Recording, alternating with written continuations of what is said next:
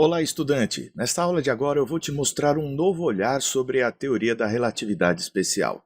Vou trazer uma nova matemática em que nós vamos deixar de lado estas equações aqui e vamos utilizar algo novo, o chamado intervalo no espaço-tempo, que vai ser aquilo que vai se conservar constante em todos os referenciais.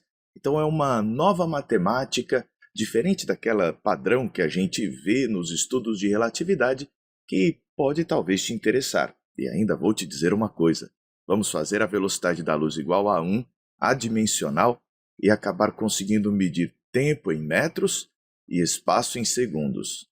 Tem interesse nesse assunto? Deixa já o seu joinha. Quer mais vídeos como esse? Se inscreve aqui no canal e ative o sino das notificações para saber quando tem vídeo novo. Agora, quer aprender física comigo para Enem e vestibular? Conheça meu curso em fisicacomdouglas.com. Agora vamos lá! Uma das grandes dificuldades que temos para compreender a teoria da relatividade de Einstein é entender a mudança no conceito de velocidade que vai acontecer por quê? Porque vão mudar, na verdade, os conceitos de espaço e de tempo, que outrora foram absolutos na concepção clássica. Afinal, todo mundo mediria a mesma distância entre dois pontos no espaço e todo mundo registraria o mesmo intervalo de tempo entre dois eventos que acontecessem. Então, o espaço e o tempo seriam absolutos. E isso traz um conceito de velocidade, já que a velocidade traduz a rapidez com que algo se desloca. Mas vem a pergunta: e a luz? Na verdade, e as ondas eletromagnéticas? Elas têm uma velocidade em relação a quê? Por que essa pergunta deve ser feita? Porque quando nós vamos dizer a velocidade do som, uma onda mecânica conhecida por todos nós, é uma velocidade que é medida em relação ao meio no qual este som se propaga. Então, se você tem uma camada de ar, é comum se verificar que o som nela se propaga com uma velocidade de cerca de 340 metros por segundo em relação a esta camada de ar. Se houver vento, aí nós teremos de fazer uma composição de movimentos para encontrar a velocidade resultante com que o som estaria se propagando em relação à Terra, por exemplo. Mas aí volta aquele questionamento: e as ondas eletromagnéticas? Bem, elas se propagam em que meio? Anteriormente, se fazia a suposição de que existiria um meio chamado éter, no qual estas ondas se propagariam. Esse meio éter seria um referencial absoluto, no qual todas as ondas eletromagnéticas iriam se propagar com a mesma velocidade no vácuo. Bem, então o que a gente pode dizer? Foi necessário, depois que se verificou a inexistência do éter por meio de diversos experimentos, redefinir o que seriam o espaço e o tempo. E isso coube a Albert Einstein fazer, redefinir essas bases conceituais da física a fim de trazer ideias que estivessem de acordo com a inexistência do éter. Mas você talvez esteja se perguntando: tá, e num ambiente evacuado, né? Qual seria a velocidade da luz em relação a nós?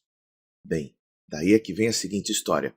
A velocidade das ondas eletromagnéticas em relação a qualquer referencial, numa situação de vácuo, porque quando você tem um meio material, vai acontecer a interação entre a luz e a matéria, e isso vai mudar a velocidade de propagação, mas num ambiente evacuado, a velocidade da luz tem o mesmo valor em relação a qualquer sistema de referência adotado.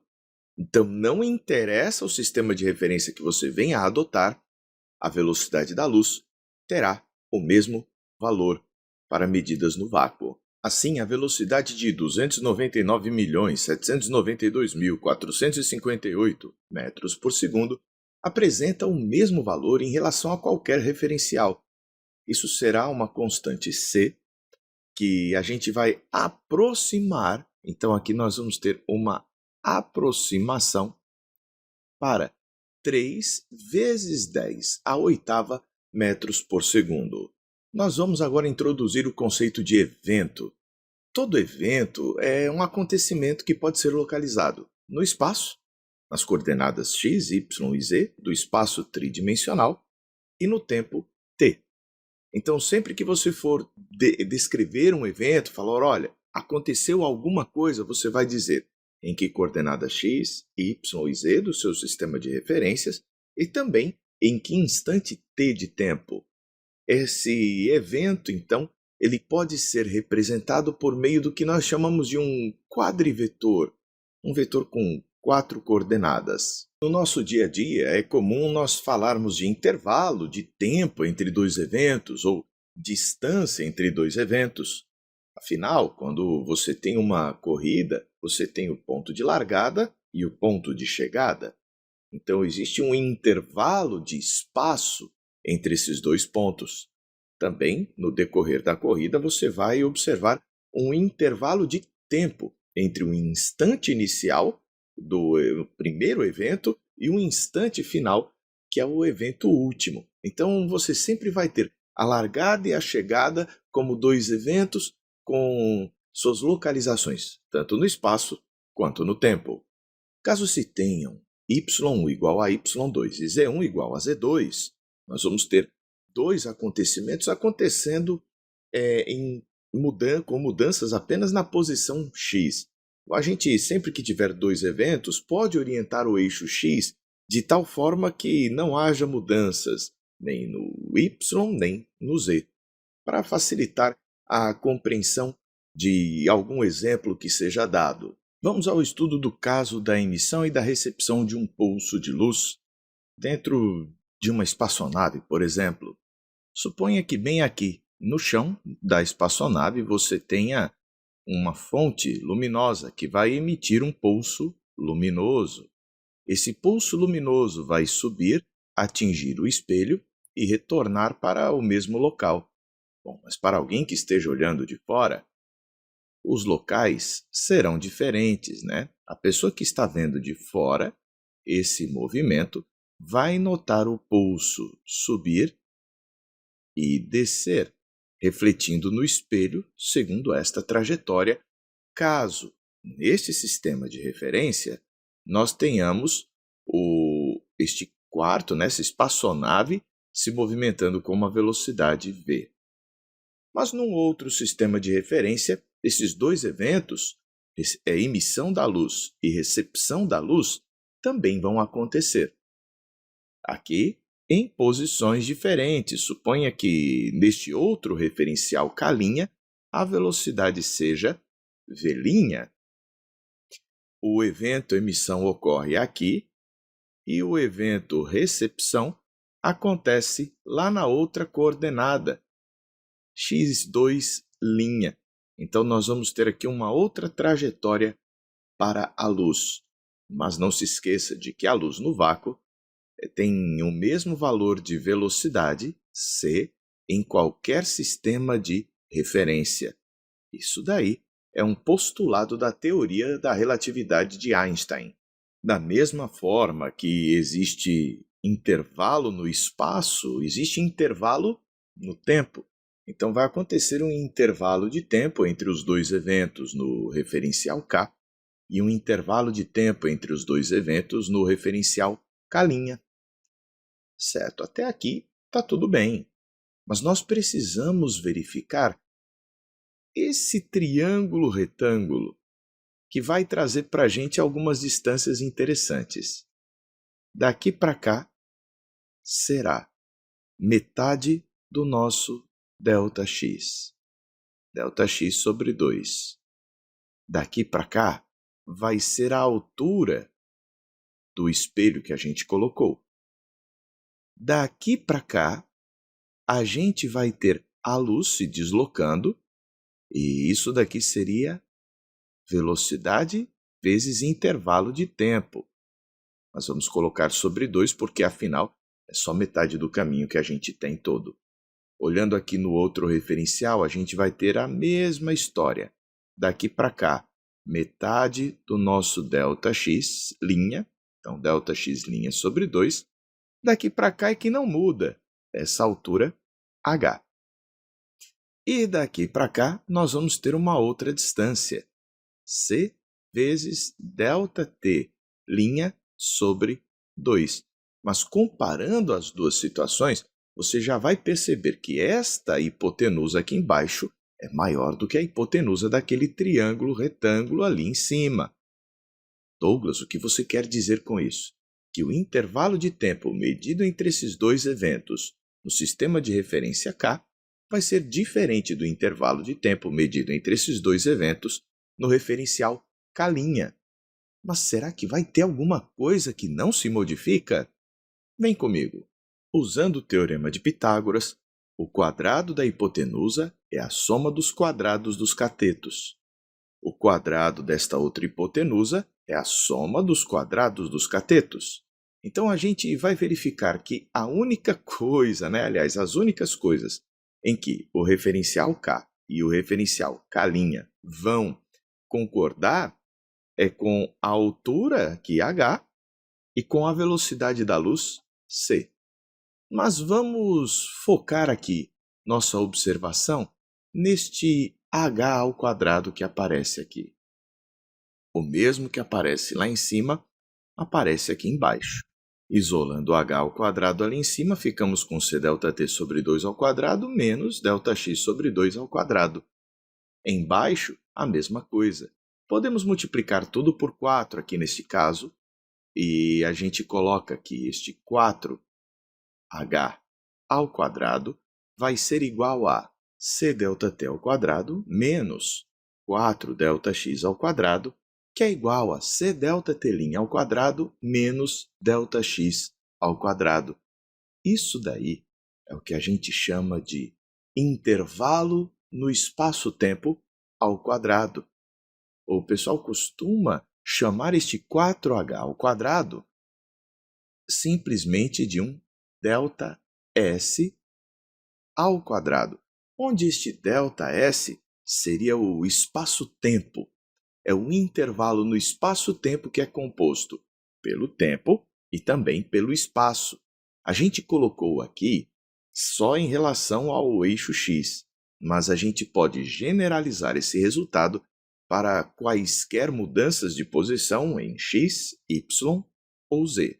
Assim, o intervalo invariante no espaço-tempo entre quaisquer dois eventos vai ser definido dessa maneira. ΔS² é igual a c vezes ΔT² menos ΔR², onde o ΔR corresponde ao nosso vetor no espaço, Δx, Δy, Δz, cujo módulo é dado por ΔR² igual a Δx² mais Δy² mais Δz. A gente até pode colocar aqui o caráter vetorial do nosso ΔR, e aqui em cima é sim mesmo o módulo do ΔR. Mas como eu já havia mencionado, a maior parte das análises que a gente acaba fazendo coloca o ΔY e o Δz igual a zero, havendo mudança apenas na coordenada x. É importante ressaltar que o intervalo de espaço-tempo ΔS entre dois eventos é uma constante, mesmo quando se muda de referencial. Então, em qualquer sistema de referência, o cΔt² menos ΔR² vai ter o mesmo valor. Uma proposta interessante de se fazer é verificar que, aqui, nesta expressão, nós temos duas grandezas que estão sendo subtraídas uma da outra, ou adicionadas com negativo, como preferir falar. Mas a ideia é que seria muito mais simples se a gente desse uma notação para a velocidade que a considerasse uma grandeza adimensional. Sendo feito isso, o espaço e o tempo poderiam ser medidos na mesma unidade. Então, você já deve ter percebido que é comum se falar ano-luz de distância, não é verdade? Então, você já deve ter percebido que houve já nesta unidade de medida uma confusão entre tempo e espaço. E agora a gente quer entre aspas, confundir ainda mais. A gente quer fazer com que haja uma fusão desses dois conceitos, trazendo uma adimensionalidade para a velocidade. Vamos fazer então o valor de c igual a 1. Dessa forma, este 1 seria esses 299.792.458 metros por segundo, o que só seria possível se 1 segundo fosse a mesma coisa que 299.792.458 metros.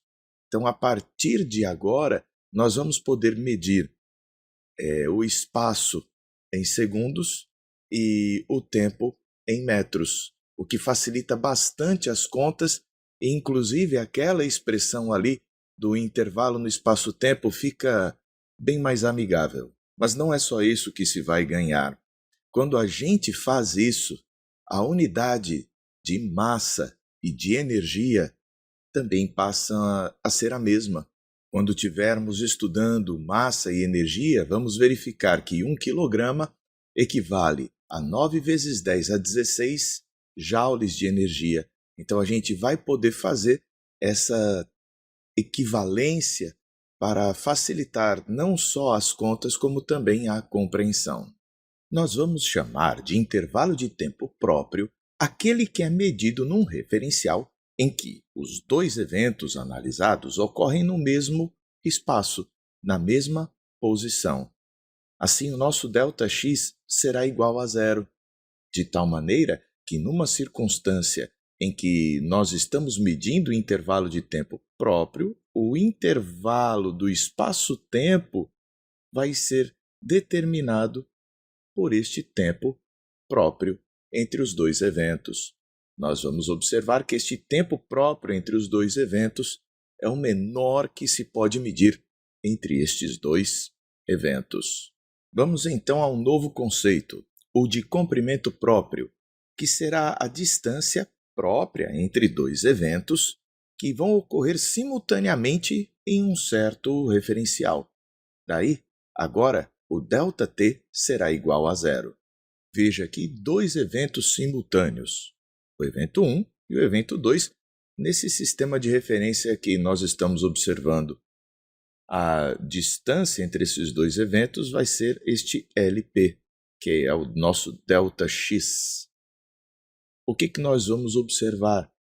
O intervalo de tempo vai ser zero, já que são simultâneos nesse referencial, o que nos leva ao intervalo no espaço-tempo ser igual, ele ao quadrado, ser igual a zero menos LP ao quadrado. Douglas, mas você vai ter um intervalo ao quadrado negativo. Sim, isso não vai ser problema na nossa matemática, afinal, a física está repleta de números complexos aparecendo em seu estudo. E aqui você sabe que se elevar ao quadrado e der um valor negativo, é porque o número aí é complexo. Mas isso depois a gente vai comentar que significado vai apresentar para a gente um ΔS ao quadrado negativo. Vamos a um exemplo para a gente ver se entendeu até aqui o que foi estudado. No referencial do laboratório, um próton move-se a 3/4 de c, passando por dois detetores que se encontram separados por uma distância de 2 metros. Os eventos 1 e 2 são as passagens desse próton pelos detetores. Quais as separações no espaço e no tempo entre esses dois eventos em metros?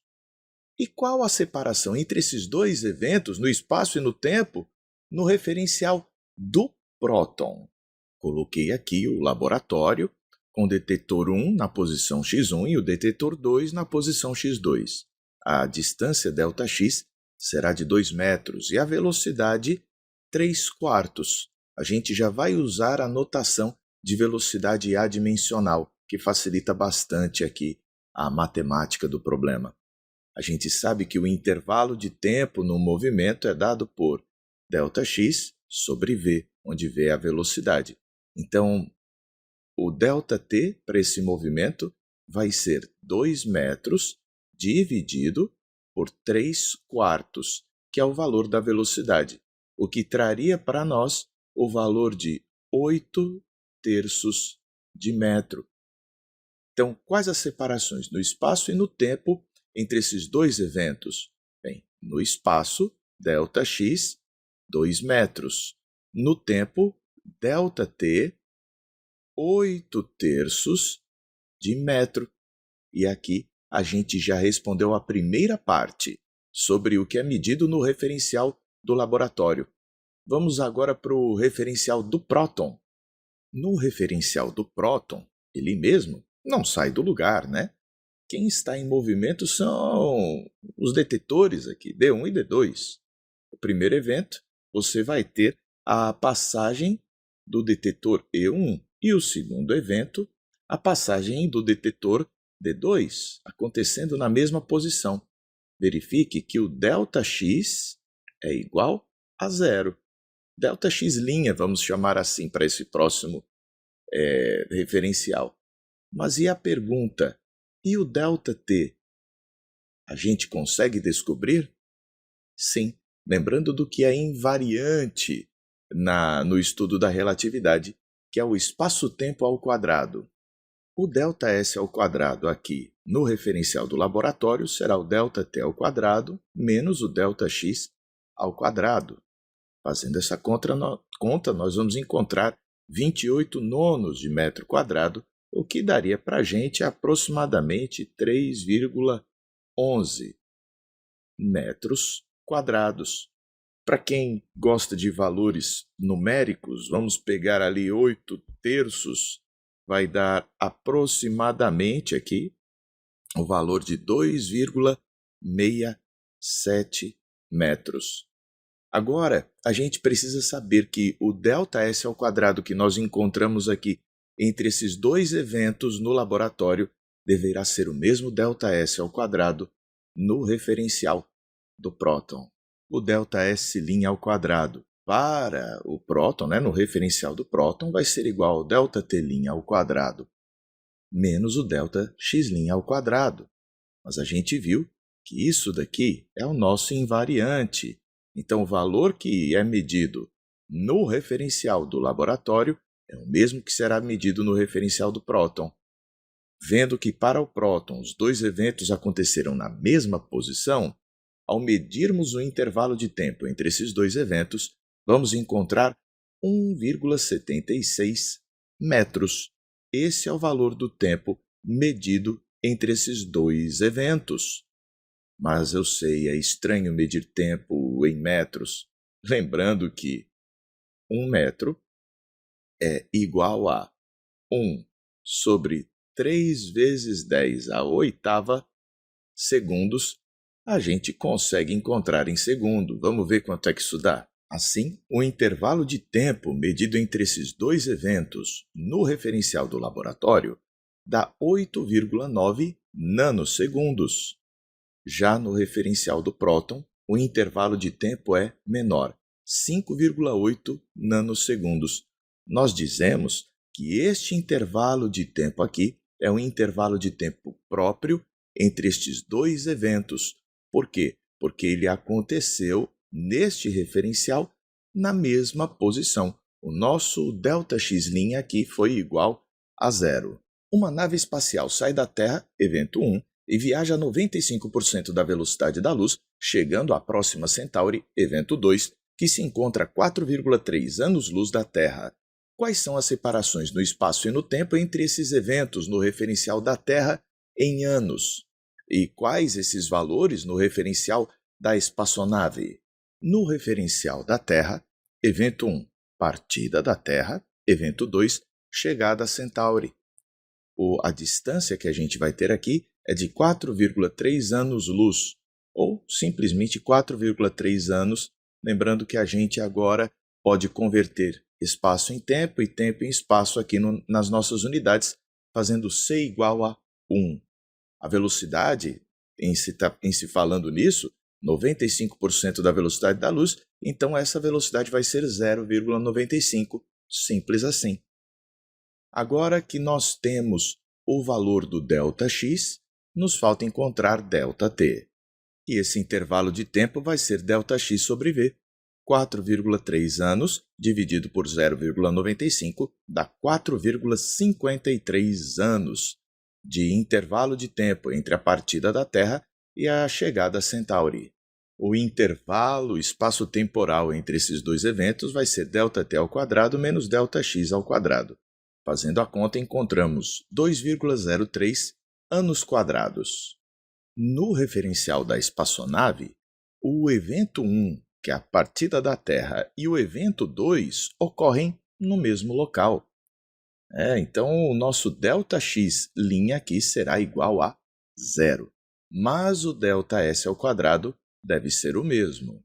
Igualando ΔS' com ΔS, agora nós vamos ter ΔT' ao quadrado menos ΔX' ao quadrado igual àqueles mesmos 2,03 anos quadrados. Quando a gente verifica que nesta nova situação, neste novo referencial, ΔX é igual a 0, a gente vê que o intervalo de tempo que dura essa viagem para quem está na espaçonave é um intervalo de tempo de 1,42 anos, bem menos do que aquilo que foi medido por quem estava na Terra. Daí a gente vê que, na mudança de referencial, o intervalo de tempo entre dois eventos é diferente. E não é um tempo, olha, aquele tempo só da física, um tempo mental. É o tempo e ponto final. As pessoas que estavam na espaçonave entre a partida da Terra e a chegada a Centauri envelheceram 1,42 anos, ao ponto que na Terra se passaram 4,53 anos. Então, este é o significado. O tempo não passa igualmente em todos os referenciais. Então, aqui a gente vê uma das surpresas da teoria da relatividade. Gostou dessa nova visão? Deixe o seu joinha. Quer mais vídeos como esse? Se inscreve aqui no canal e ativa o sino das notificações para saber quando tem vídeo novo. Um forte abraço e até a próxima. A gente se vê!